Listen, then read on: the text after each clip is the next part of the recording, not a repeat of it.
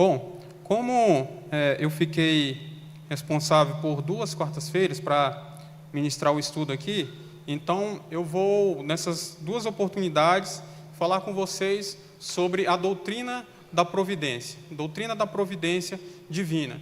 Então, o que é que nós vamos fazer aqui? Hoje, nós vamos fazer um panorama aqui, geral, do que é a providência divina, o seu significado, a sua importância para nós, né? E nós vamos também fazer algumas aplicações já diretas, práticas, para o nosso dia a dia. E na próxima quarta nós vamos esmiuçar um texto específico, um texto onde Jesus trata desse assunto, trata também da dificuldade que os discípulos encontram. Então, nós vamos fazer isso. Hoje nós vamos dar esse panorama geral acerca da doutrina da providência divina, e na próxima quarta, então, nós vamos estudar um texto mais específico. Só está tendo algum problema aqui no som?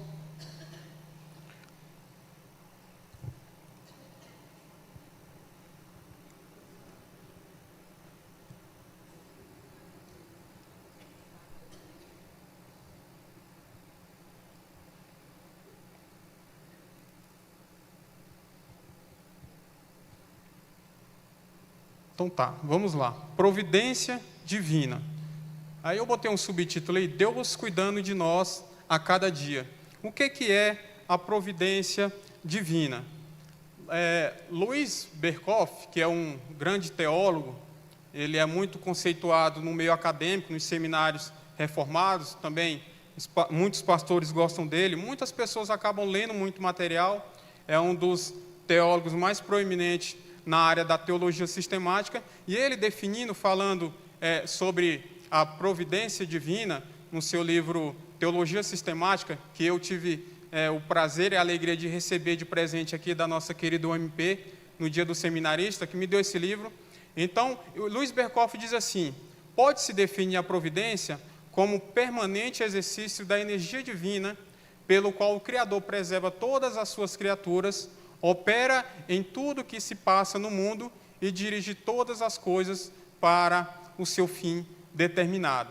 Então, Louis Berkhof, ele distingue aqui a doutrina da providência divina da seguinte forma: Deus criou todas as coisas e Ele mesmo opera em tudo por meio do seu conselho, né? Tudo que se passa no mundo. Ele, então, não só preserva a sua criação, mas Ele cuida para que toda a sua criação possa concorrer para um propósito final. Então, nós vamos ver aqui mais na frente também o porquê que é importante nós definirmos essa teologia, o porquê nós sabermos sobre a providência divina e como nós devemos aplicar ela na nossa vida como cristão no dia a dia. Então, é isso que Berkhof está dizendo aqui, que Deus ele cria todas as coisas, mas que Ele também, por meio da sua providência, Ele coordena que tudo concorra para um fim que Ele mesmo determina. Então, todas as coisas estão no controle de Deus. Nada foge do controle de Deus. É sempre a pergunta que cai ao nosso coração quando acontece algum desastre no mundo, quando acontece qualquer evento assim triste, e muitas pessoas se perguntam: aonde está Deus?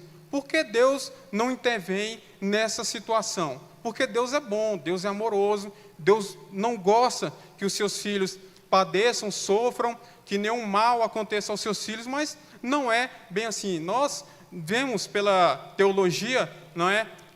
Principalmente pela providência divina, nós vemos que até mesmo as coisas que acontecem de ruim no mundo estão debaixo da providência de Deus.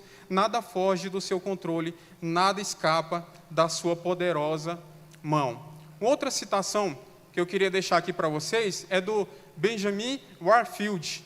Ele também falando sobre a questão da providência divina, e especificamente aqui da providência, não da geral, mas da providência especial, que também é uma das definições da providência. Ela é dividida em 2 aspectos: a providência geral, de que Deus ele cuida de todo o universo, tanto da sua criação, da natureza, mas também como de todos os seres humanos, aplicando assim o seu cuidado na vida particular de cada um dos seus filhos. E Warfield, falando dessa providência particular, ele diz o seguinte: em todos os lugares, ele, o crente, não é? Ele vê Deus em seus passos poderosos, em todos os lugares, ele sente o trabalho de seu braço poderoso, o pulsar de seu poderoso coração. Então, o cristão, ele anda o tempo todo observando o cuidado de Deus sobre a sua vida. Um pastor muito conhecido também, que agora está pastoreando a igreja de Brasília, o pastor Sayum, isso, obrigado, Leandro Sayum, ele falando sobre a providência divina, ele diz o seguinte, ele usa o seguinte exemplo: uma pessoa normal, não é crente, o ímpio, ele olha para a chuva, vê a chuva caindo e ele diz, choveu. O crente, ele olha para a chuva e diz, Deus mandou a chuva. Mas o cristão que entende a providência divina, ele olha para a chuva e diz, Deus mandou a chuva para um propósito. Então, observa que nós entendermos a providência divina é muito importante para a nossa vida, porque diz respeito ao quanto nós confiamos e ao quanto nós dizemos que Deus está cuidando de cada um de nós, o quanto que as coisas que acontecem no mundo estão no controle de Deus, estão debaixo das suas mãos. E a providência divina, meus irmãos, ela gera em nós, então, fé, porque nós devemos crer que Deus irá prover um meio para nós escaparmos dos momentos difíceis, para nós sairmos de situações adversas. Então, a providência divina, ela gera em nosso coração uma fé que vem do próprio Deus. Ela não só gera fé, mas ela também gera temor piedoso. O que é temor piedoso? Não é ter medo pelo castigo, mas o temor piedoso aqui é um temor que busca o tempo todo viver conforme a vontade de Deus, em obediência. Então, isso que é temor piedoso. A providência divina, então, ela gera isso em nós, um temor a Deus pelo que Ele é, e também pelo que Ele pode proporcionar para nós, não pelo seu castigo, mas porque Ele há de prover para nós um benefício maior. Maior do que os males que nós enfrentamos, maior do que as dificuldades que nós enfrentamos, Deus pode providenciar uma liberdade dos momentos mais difíceis que nós enfrentamos nas nossas vidas. A providência também, ela gera em nós segurança, porque nós estamos firmes em um Deus que Ele não só promete, mas Ele cumpre, que Ele irá prover. Ele proveu o cordeiro para Abraão. Nós lemos aqui já nessa noite. E Ele há de prover também para nós um escape. E ainda que Ele não providencie um escape, mas nós temos, por meio da sua palavra, a promessa de que um dia o seu Filho irá voltar para nos resgatar e nos levar para um lugar muito melhor do que esse aqui. Porque aqui, enquanto seres humanos, nós enfrentamos muitos males, muitas adversidades, mas nós temos essa promessa de que um dia Jesus irá voltar para buscar a sua igreja. E só vai subir com Ele aqueles que têm temor piedoso e fé em seu coração, crendo no Deus da providência. Um outro autor que eu gostaria de citar aqui é o Chadwick, falando também sobre essa doutrina da providência. Ele diz, ninguém é tão adequado para governar o mundo quanto aquele que o criou. Então, como eu li aí no começo, não é Deus, Ele criou todas as coisas, Ele criou o mundo do nada, só Ele é capaz de criar do nada. O pastor falou isso aqui no domingo, se eu não me engano. Então, ninguém então é tão adequado para governar o mundo quanto aquele que o criou. Por que isso é importante para nós? Porque a providência divina, meus irmãos, ela surgiu no âmbito da teologia no século XVIII e XIX para combater duas filosofias vãs, duas ideias que surgiram, que foi o panteísmo e o deísmo. Com a Segunda Guerra Mundial, surgiu essa ideia. O que é o panteísmo e o deísmo? O panteísmo é a ideia de que tudo é Deus. A criação também é Deus. As árvores é Deus, os animais são Deus, então tudo é Deus. E o deísmo é que Deus, Ele criou o universo, criou os seres humanos, mas Ele deixou de lado. Ele criou e deixou para lá, para que nós vivêssemos ao nosso bel prazer. E a providência divina, então, meus irmãos, ela combate essas duas ideias. Por quê? Hoje nós não vemos mais essas filosofias no nosso meio, usando essa terminologia, panteísmo e deísmo. Mas a ciência comum, ela vem muito com essa ideia. atacando a providência de Deus, querendo provar que o mundo surgiu de uma explosão e de que não há um Criador por trás de todas as coisas, sempre querendo provar, por meio da ciência, que há uma solução para que o mundo gire conforme as coisas que eles dizem, que os cientistas dizem, e não conforme como a teologia diz, que Deus coordena todas as coisas, que Deus governa o mundo por meio da sua providência. Então, vale para nós aqui entendermos essa doutrina, porque isso combate muitas coisas, muitas ideias erradas que tem por aí. Quer ver uma? Como o pastor também já disse aqui, pessoas que endeusam animais, que colocam o animal acima da pessoa. Eu prefiro criar um animal, um cachorro, um gato, seja lá o que for, porque ele é mais amoroso do que um ser humano. Então, o ser humano, ele é capaz de idolatrar qualquer coisa. Se nós não cremos num Deus que provê todas as coisas, num Deus santo, num Deus eterno, e que coordena todo mundo, e Ele está acima de todas as coisas, até mesmo da maldade do ser humano, nós vamos cair em filosofias como essa, nós vamos acreditar na ciência comum e vamos desacreditar do poder que há no Deus soberano. Por que nós vamos falar aqui um pouco sobre ansiedade? Aqui eu gostaria de chamar a sua atenção e pedir para você abrir a palavra do Senhor em Mateus capítulo 6, verso de número 25 ao 30.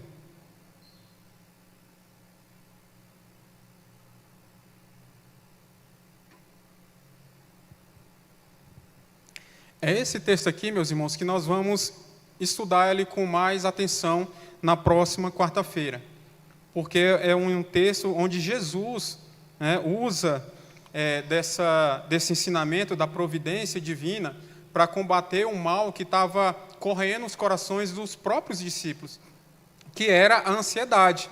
E é o que eu vou falar aqui, não é? E a ansiedade, ela foi determinada alguns anos atrás como um mal do século. Mas, quando nós olhamos para as Escrituras, nós vamos ver que não é o mal do século, é o mal da alma do ser humano. É o mal que está na alma do ser humano desde quando existe o mundo. Desde quando o homem foi criado, a ansiedade já acompanha o ser humano.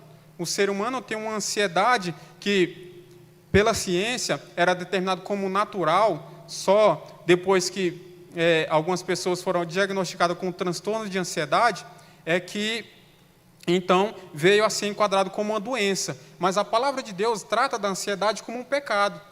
Quando Jesus fala da ansiedade, também Pedro e Paulo fala, não andeis ansiosos, a terminologia, a palavra que Jesus usa, que Paulo usa e que Pedro usa também, é no sentido de autoridade. Não é simplesmente como uma recomendação, mas sim como uma ordenança. Então, nós temos das Escrituras Sagradas que a ansiedade ela é um pecado que está no coração do homem. Por que a ansiedade, então, tem a ver com a providência divina? Vamos para o texto, Mateus capítulo 6, versículo de número 25 ao 30. Diz assim: Por isso vos digo, não andeis ansiosos pela vossa vida, quanto ao que haveis de comer ou beber, nem pelo vosso corpo, quanto ao que haveis de vestir. Não é a vida mais do que o alimento, e o corpo mais do que as vestes? Observai as aves do céu, não semeiam, não colhem, não ajuntam em celeiros, contudo vosso Pai Celeste a sustenta. Porventura não valeis vós muito mais do que as aves? Qual de vós, por ansioso que esteja, pode acrescentar um côvado da sua vida? E por que andais ansiosos quanto ao vestuário? Considerai como crescem os lírios do campo. Eles não trabalham, nem fiam. Eu, contudo, vos afirmo que nem Salomão, em toda a sua glória, se vestiu como qualquer um deles. Ora, se Deus veste assim a erva do campo, que hoje existe e amanhã é lançada no forno, quanto mais a vós outros, homens de pequena fé. Então, veja bem, Jesus aqui está trazendo para os seus discípulos e também para nós, que a ansiedade ela estava tomando de conta do coração dos seus discípulos quanto coisas simples da vida. O comer, o beber, o vestir, todas essas coisas. E ele diz mais, todas essas coisas, quem busca são os gentios. São aquelas pessoas que não conhecem a Deus, que não têm Deus como centro da sua vida. Então, Jesus chama a atenção aqui dos discípulos a observar para a própria natureza e aprender com a criação divina, com os pássaros.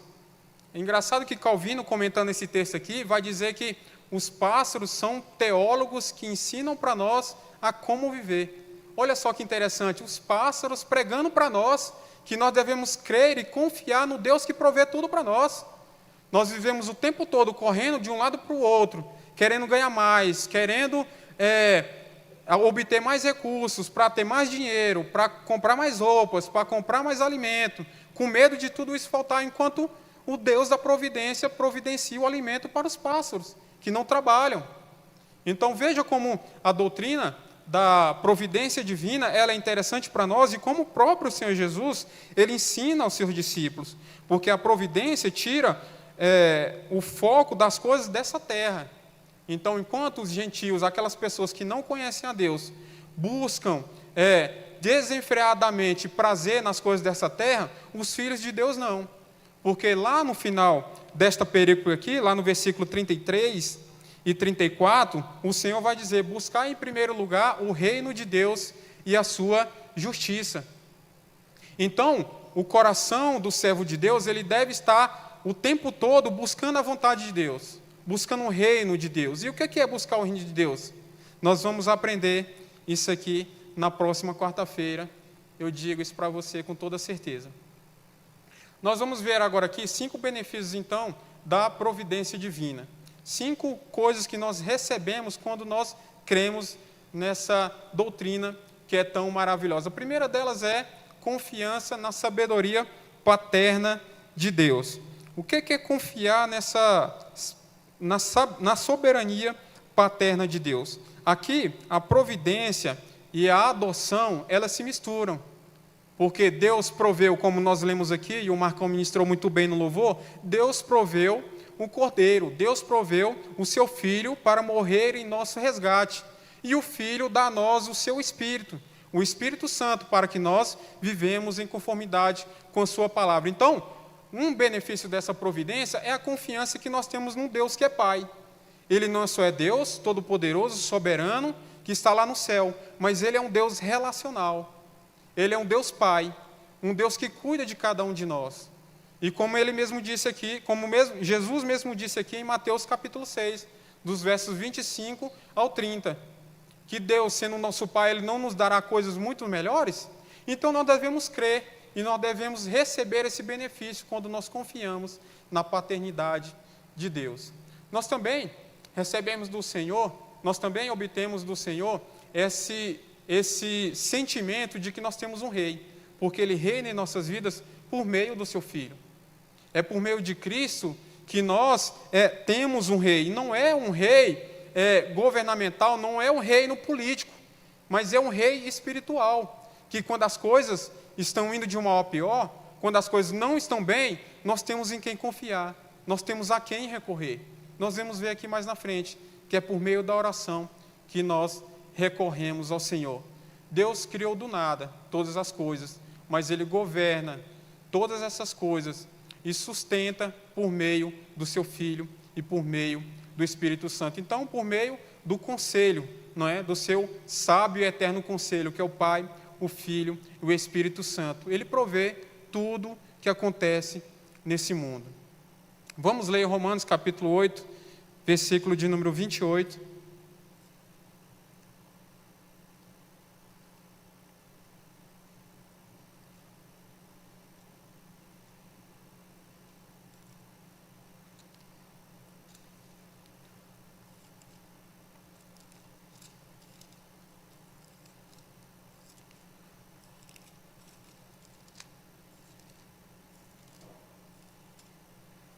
Romanos capítulo 8, versículo de número 28, diz assim: sabemos que todas as coisas cooperam para o bem daqueles que amam a Deus, daqueles que são chamados segundo o seu propósito. Então, nós devemos confiar nessa promessa. confiar de que todas as coisas cooperam para o bem daqueles que amam a Deus e que são chamados para um propósito. E qual é esse propósito? Anunciar o reino de Deus, que é dado a cada um de nós por meio do seu Filho. Então, nós temos que confiar, meus irmãos, que quando as coisas não estão indo bem, Deus há de prover um escape para nós. E Deus há de transformar esse mal em bem para o nosso próprio benefício. Um segundo benefício que nós recebemos da providência divina é uma oração sincera. É uma oração como de uma criança. Porque Deus, Ele não só ordena que nós oremos, que nós nos dirigimos a Ele em oração, mas também que Ele também nos ouve e que Ele responde às nossas orações. Então, Ele é a fonte de tudo, não é? Ele é a fonte que nós devemos buscar essa providência. E essa oração, ela é humilde, ela não é oração arrogante, orgulhosa. Quem é arrogante é uma pessoa que vive sem Deus, que não vive em oração. Jesus ora, e você ora? Essa é a pergunta que fica para nós. Porque Jesus, enquanto estava aqui em nosso meio, em meio aos discípulos, né, vivendo o seu ministério, pregando a palavra de Deus, curando muitos enfermos, fazendo muitos milagres, ele costumava orar pela manhã cedo. E no final do dia, após um dia cansativo de muito trabalho, né, de curar muitas pessoas, de ensinar as multidões, ele se retirava para um lugar deserto e ia orar. E a palavra de Deus diz que ele continua, nesse exato momento, ao lado de Deus, intercedendo por cada um de nós. Então, Jesus continua orando. E nós, será que nós estamos em uma vida de oração, em oração sincera, como de uma criança, que não finge diante de Deus, mas pede com um coração sincero, reconhecendo a sua humildade, reconhecendo a sua falta de capacidade? João capítulo 3, verso 27. Vamos ler aí, João capítulo 3, verso de número 27.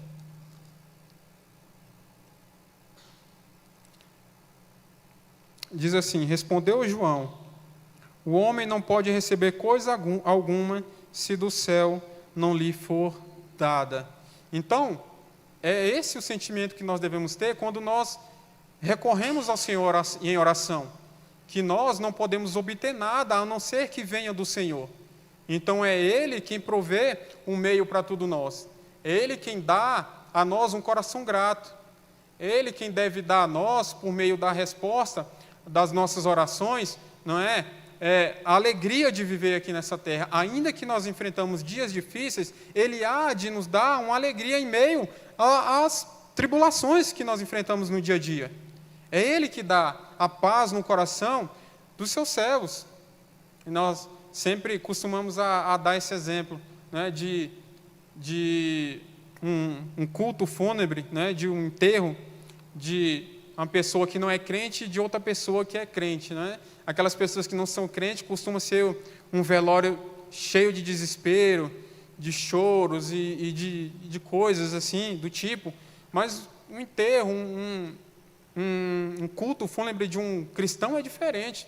Eu pude participar de 2 cultos no ano passado, culto fúnebre, e um foi de um pastor, né, o pai do nosso diácono Samuel. Que culto maravilhoso, irmãos. Todos ali cantando louvores ao Senhor, sabendo da certeza de onde o pastor estava, no céu com Jesus. Então, nós temos que reconhecer que Jesus é a fonte de tudo aquilo que nós necessitamos. Nós devemos pedir a Ele um coração mais grato, mais agradecido, um coração mais humilde. Nós devemos pedir sempre ao Senhor em oração, porque Ele vai nos dar, por meio da sua providência, a alegria de viver na sua presença. Um terceiro aspecto aqui, benefício, que nós recebemos, é a paciência em meio aos problemas, né, que é o que eu já vinha falando aqui. Então, como nós reagimos diante das adversidades da vida? Né? Muitas pessoas costumam a reagir, né, com o coração cheio de amargura, com desânimo, com abatimento e com tristeza. Mas, meus irmãos, não é assim que nós devemos reagir em meio às adversidades. Um cristão ele tem que ter paciência. Paciência é sinônimo de longanimidade, em nos desesperarmos diante dos desafios que nós enfrentamos no dia a dia. A paciência, ela não nos deixa ficar carrancudo, endurecido, com o coração parecendo uma pedra. A paciência, ela não fecha o nosso coração para as emoções, mas ela nos dá a paz necessária para que nós não venhamos nos desesperar quando enfrentamos as tribulações da nossa vida. Essa paciência, meus irmãos, ela vai também provocar em nosso coração a perseverança. É por meio da perseverança na fé que nós iremos crer que todos os males que nós enfrentamos nesta vida redundará em benefícios para o futuro. A amargura é transformada em doçura. A tristeza é transformada em alegria, quando nós esperamos com paciência no Senhor a sua providência chegar em nossa vida. Salmos, vamos ler esse salmo aí? Que esse salmo é muito interessante. Salmo 119, versículo de número 67 e 71.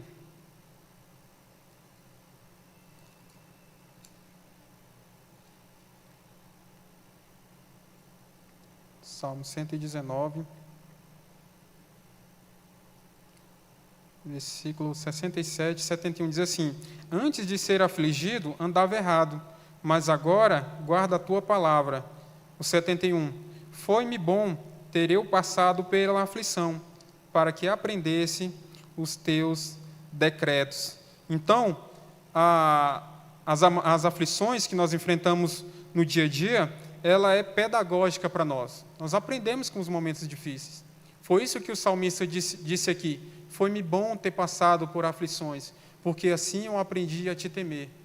Meus irmãos, é bom muitas vezes nós passarmos por momentos difíceis, para nós termos um coração mais grato e para que nós reagimos de uma forma paciente diante das adversidades, para que nós não venhamos nos desesperarmos quando os dias difíceis chegar. Que quando os momentos difíceis chegar, Deus encontre o seu coração transbordando de paciência e de perseverança na fé. Que você aprenda com o Senhor a crer na providência do alto céu. Um quarto benefício aqui que nós aprendemos e recebemos é a gratidão quando tudo vai bem.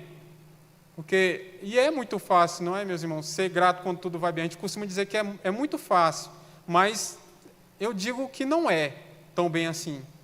Eu já, nesses 8 anos de crente, de cristão, é pouco tempo, mas eu já vi muita coisa acontecendo dentro da igreja. E uma delas é pessoas que só buscam a Deus, só buscam o pastor, só buscam a ajuda da igreja quando está tudo mal, quando está tudo indo de mal a pior. Quando as coisas não vão bem, ela busca Deus, ela clama por Deus, fala: pastor, ora por mim, irmãos, orem por mim, porque a situação não está boa. Mas quando tudo vai bem, ela some, desaparece.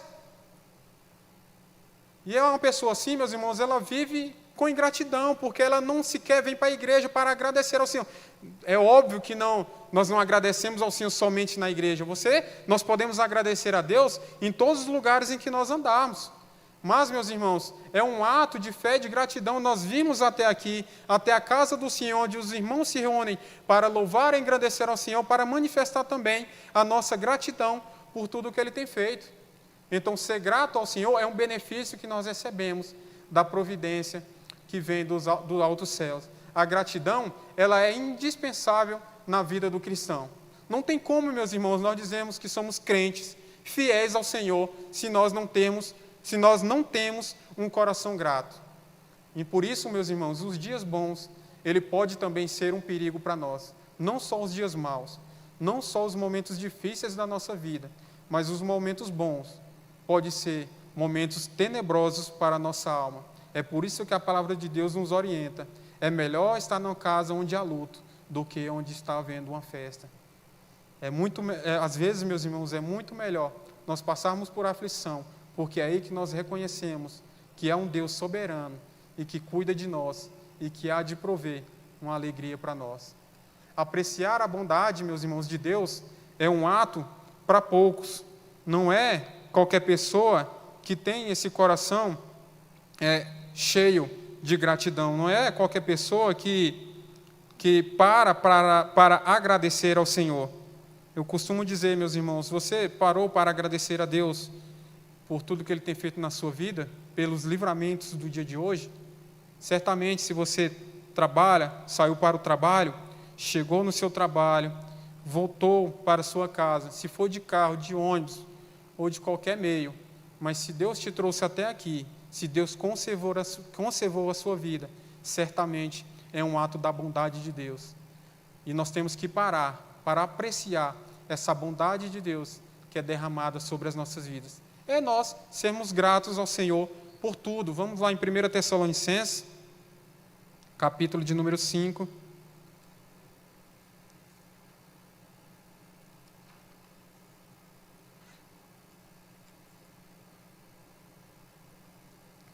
Quem encontrou isso, se quiser ler, por favor. Colossenses capítulo 5, versículo de número 18.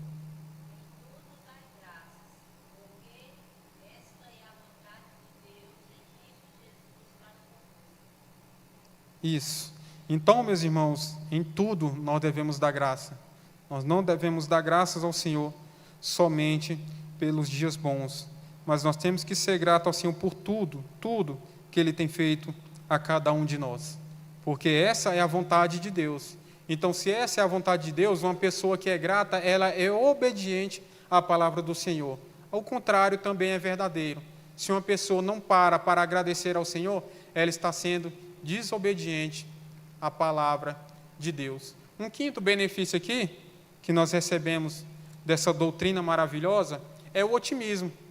O cristão, ele tem que viver otimista diante do futuro, não é? Diante da incerteza do futuro, né? Muitos de nós ficamos preocupados com o dia de amanhã, muitos cristãos estão preocupados com a economia do país, de como o país está sendo governado, mas nós, como cristãos, temos que ter esse otimismo no coração, acreditando que não há nenhum impedimento para nós de olharmos para o futuro e ver a providência de Deus provendo um meio para nós vivermos uma alegria plena, ainda que o governo vai mal, ainda que a economia vai mal, mas o reino de Deus continua inabalável. Não há nenhum impedimento para nós sermos gratos ao Senhor, olharmos para essa esperança, para esta promessa do Senhor. Isso traz para nós, meus irmãos, uma segurança. Romanos capítulo 8, versículo de número 28, Romanos capítulo 8, verso 38. Eu errei, acho que é o versículo 38 e 39.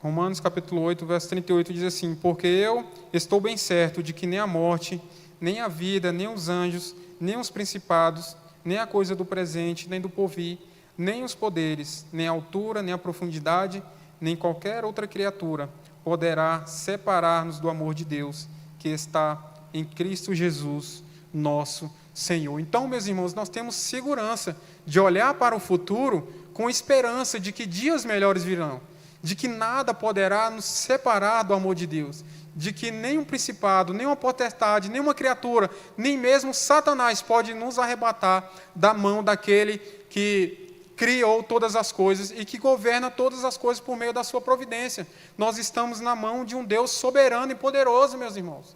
Ninguém pode nos tirar de lá. Nós temos essa certeza, nós temos essa segurança, nós temos que viver com essa convicção. O contrário também é verdadeiro. Aquelas pessoas que se afastam de Deus, que vivem como inimigo do Deus da providência, elas não podem olhar para o futuro com otimismo. Elas vivem, meus irmãos, uma vida amargurada por causa do pecado. E como nós lemos aqui em Romanos, nada pode nos separar do amor de Deus, mas somente daqueles que estão em Cristo Jesus. Aqueles que estão fora da vontade de Deus, aqueles que não receberam Cristo Jesus como seu Senhor e Salvador, aqueles que não receberam o Espírito Santo em seus corações para provocar em nós uma mudança de vida, para que nós busquemos a santidade, continua sendo inimigo de Deus. E ainda que essas pessoas experimentem a bondade de Deus, ainda que essas pessoas experimentem gozo, alegria e prazer nesta vida, ainda que essas pessoas recebam muitos benefícios enquanto aqui nesta terra, elas vão experimentar a mão de Deus pesando sobre a sua vida, a ira de Deus eternamente sobre as suas vidas. Eles passarão a eternidade em um lugar distante do Senhor. A providência, ela é dada a nós por meio extraordinário, também por meio de milagres. E quantos de nós, meus irmãos, podemos contar muitos dos milagres que Deus tem feito em nossas vidas?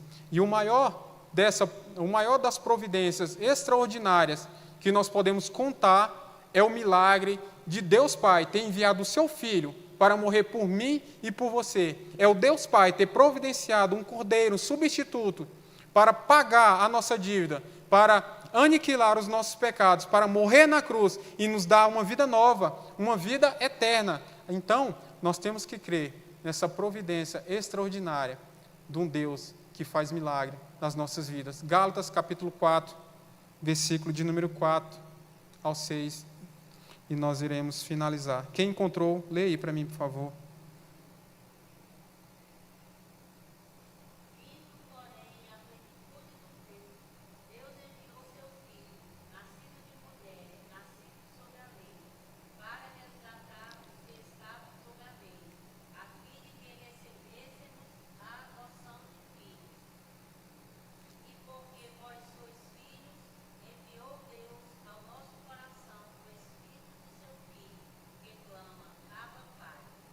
Olha que interessante, Jesus chamava sempre Deus de Pai. E Ele, por meio desse sacrifício, da sua entrega, Ele garante a nós, irmãos, nos dá essa garantia de nós também chamarmos Ele de Pai, chamarmos Deus de Pai. Isso é maravilhoso. Isso que é uma expressão de confiança num Deus que provê todas as coisas. Nós somos íntimos dEle. Quando nós entregamos a nossa vida a Jesus, nós também podemos, por meio da adoção, chamá-los Deus de Pai.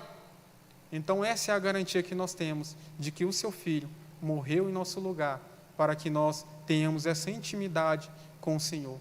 Que você possa buscar no Senhor confiança num Deus que provê tudo. Que ainda que as coisas pareçam difíceis na sua vida, ainda que tudo concorra para a perdição, ainda que tudo concorra para a tristeza da sua vida, que Deus, em Cristo Jesus e através do Espírito Santo, possa transformar todo o bem que vem sobre a sua vida, possa transformá-lo isso em bênção. Que as bênçãos do Senhor cheguem até você por meio da sua santa providência. Amém? Vamos orar. Deus, nós te agradecemos, ó Pai.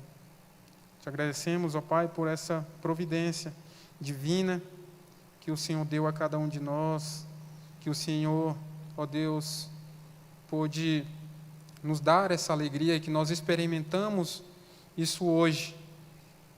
Uma providência extraordinária do Teu Filho, Jesus, morrer por nós, morrer em nosso lugar, pagando a nossa dívida, aniquilando o nosso pecado, ó Deus. Hoje nós podemos lhe chamar de Pai. Hoje nós podemos nos dirigir ao Senhor em oração com confiança e com coração, ó Deus, cheio de gratidão pela garantia que o Senhor tem dado a cada um de nós, ó Deus. O Senhor garantiu a nós uma vida plena de alegria, em um lugar onde não haverá choro nem ranger de dentes, nem tristeza nem morte, onde nós reinaremos com Teu Filho para todo sempre. Que o Senhor, ó Deus, que provê todas as coisas e que governa todas as coisas por meio do Teu santo conselho, possa dar a cada um dos Teus filhos, nessa noite e durante as suas vidas enquanto aqui nesta terra, ó Deus, a provisão para o escape de todos os males. Que o Senhor seja com cada um de nós, em nome de Jesus. Amém. Amém, meus irmãos? Vamos em paz para as nossas casas. Que Deus abençoe você. E estaremos aqui no domingo, às 10 horas da manhã, para a Escola Bíblica Dominical.